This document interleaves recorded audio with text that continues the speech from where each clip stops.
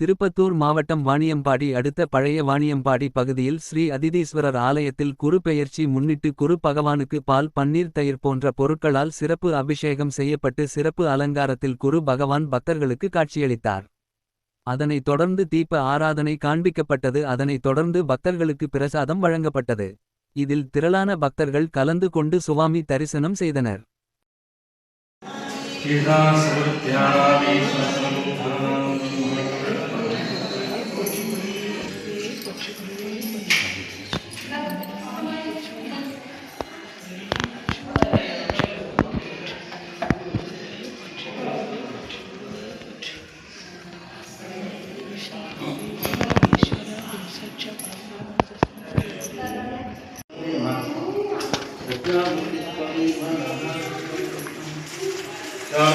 Jalanan